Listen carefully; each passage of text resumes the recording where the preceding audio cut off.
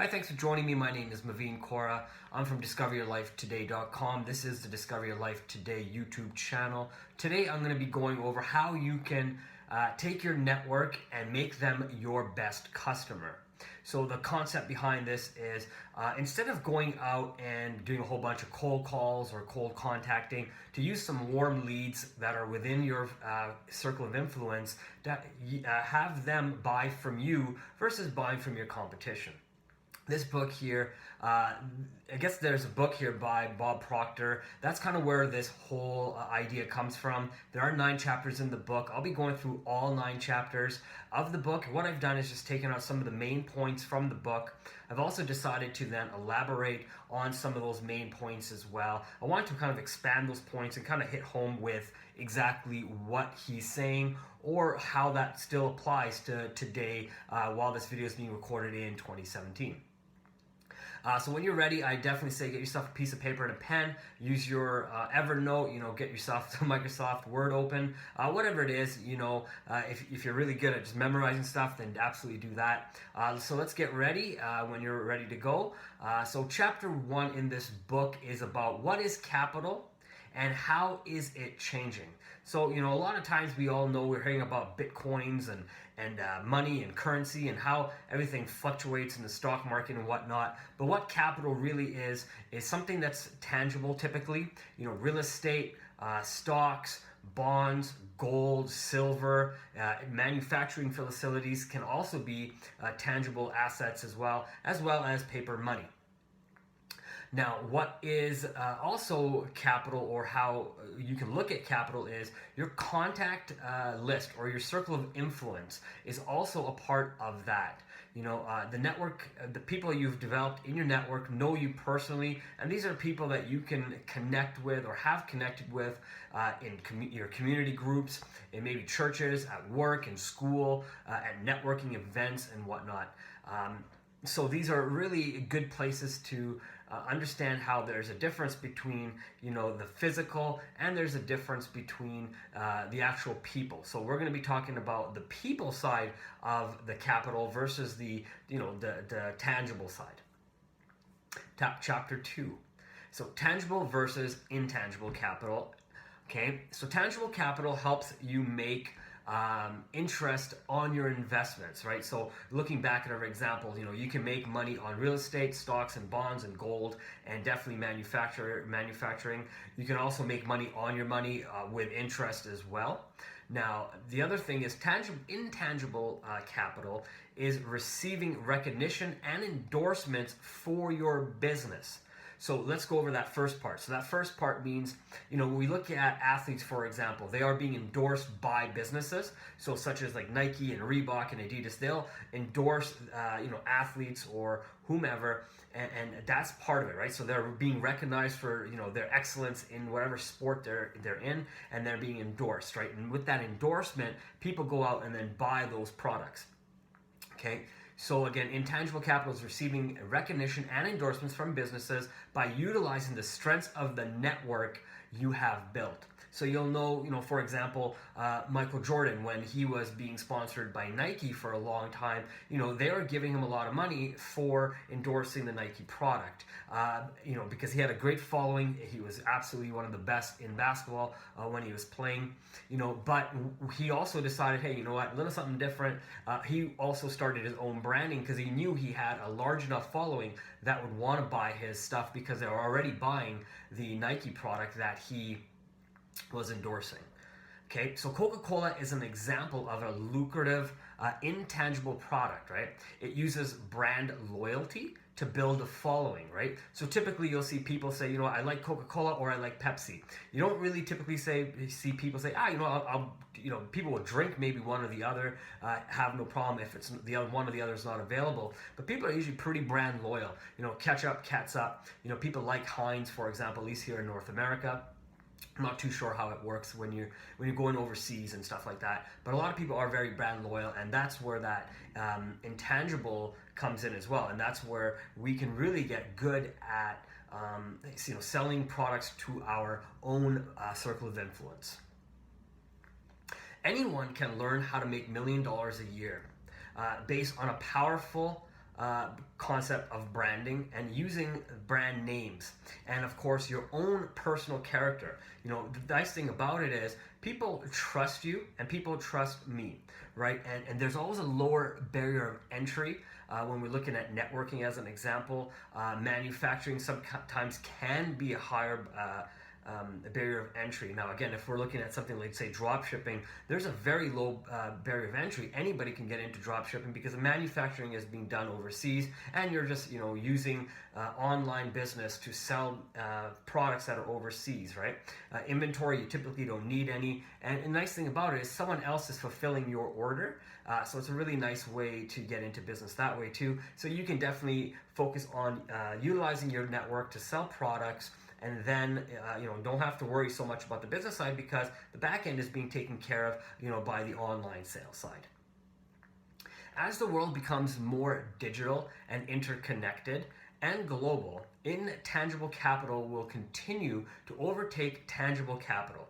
So, you know, the nice thing about that means is, because there's only so much real estate in this world, right? I mean, the whole globe is real estate. We sell everything. We try to sell, you know, even the water that's on here, right? So eventually, you know, what is online, I believe, and in stores and retail will eventually start taking over that, right? You can start making more money in that, but it's going to take a while to do that. But you can already see companies like Amazon making billions online by using this concept. Chapter 3. This one's called The Evolution of Capitalism. Here's a fun fact. So capitalism, as we know it here in North America today, started in 1776. So pretty interesting, right? So before that, we weren't really about being very capitalistic, but since then, things have changed, and we've really started getting into, you know, making money and taking care of our families that way versus having like a barter system and stuff like that. Here's another interesting fact. So in the 1900s, you know, a college degree would almost guarantee you a job or a nice middle class management job, some nice perks and a pension and security for your family for years and years to come. But here's what's changed. You know, technology has come in, it's made things more efficient, and you know, your education nowadays is no longer the same as it used to be. You know, without going on too much of a tangent, unfortunately, we still push education on people, push debt on people that the education creates. But I'm going to digress here. I'm not going to get too far into that. I'm going to continue on to this one. So the next point here is the more high-tech the world becomes, the more people will start seeking high-touch experiences in the sales process. People want to do business with those they like and trust. Chapter 4. So keep in mind now, Chapter 4 is called Facebook.com versus face-to-face. Now Facebook, of course, is started by Mark Zuckerberg and whatnot. This book here by Bob Proctor, Capital Contact, was written in 2008. So take everything I'm about to say here in context with looking back at 2008.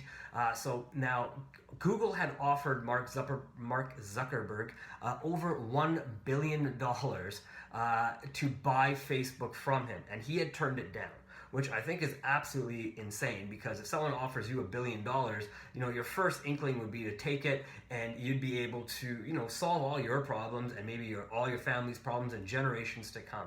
But what did he do? Instead, he said no. He built Facebook, and then he turned around and bought Instagram for $1 billion himself. So kind of neat to see that process go in a full circle.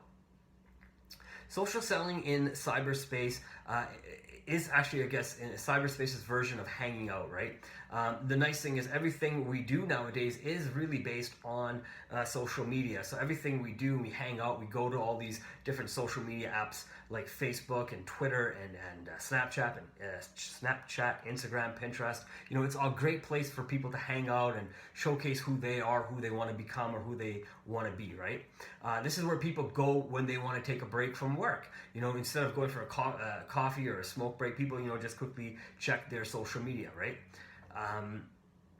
Interesting thing is, nothing can really take the place of a face-to-face conversation when it comes to the business.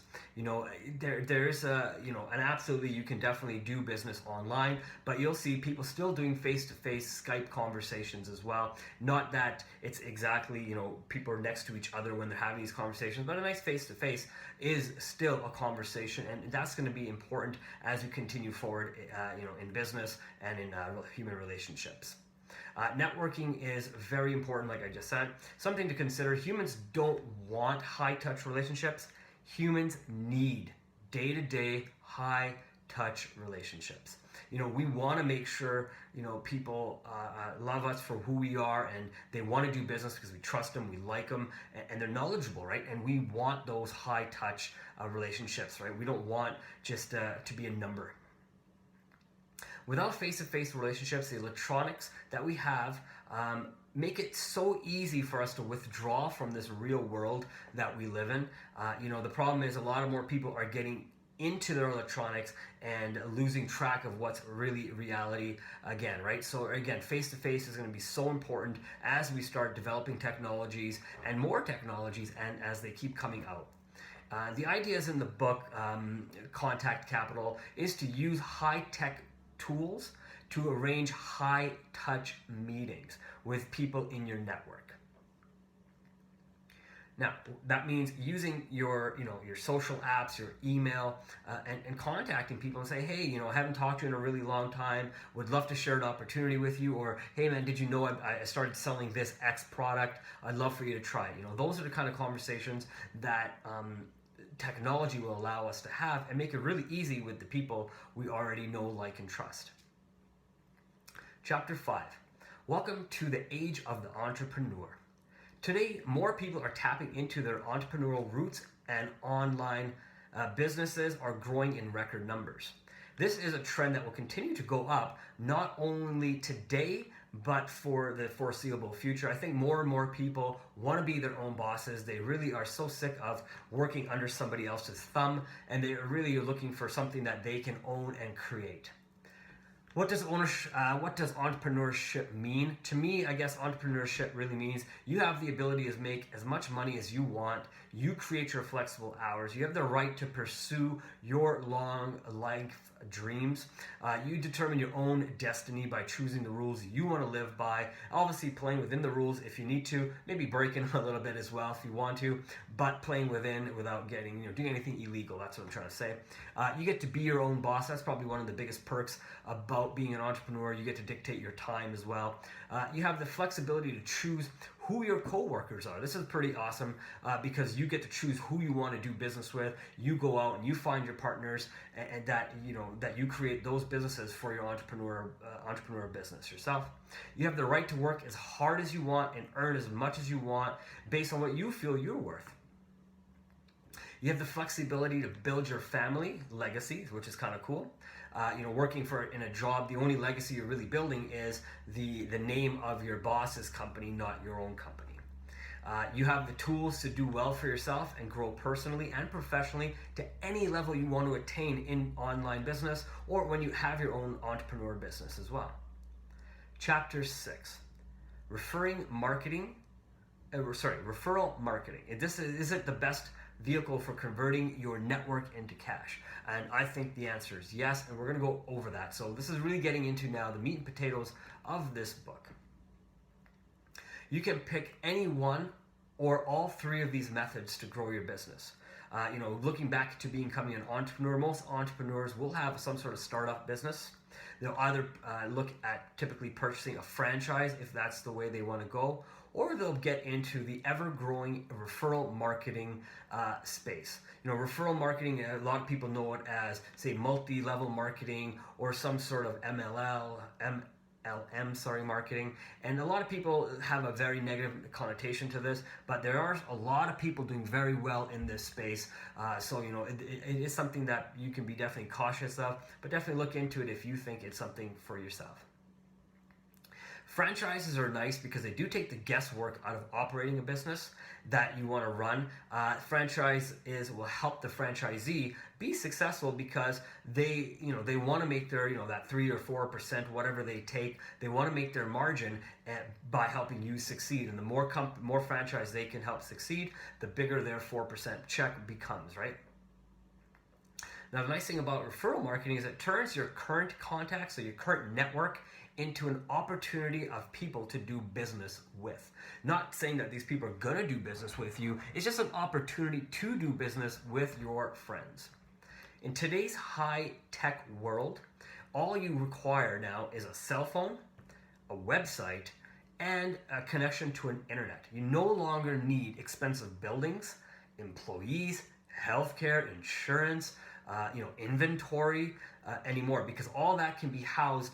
For example, a lot of people are doing business with Amazon. You can have all your products being shipped to Amazon. They'll handle all that end of it, and all you have to do is handle the sales side of it. So a lot of this is becoming so much easier to do, and there's a lot of people making millions of dollars online by doing business just like this.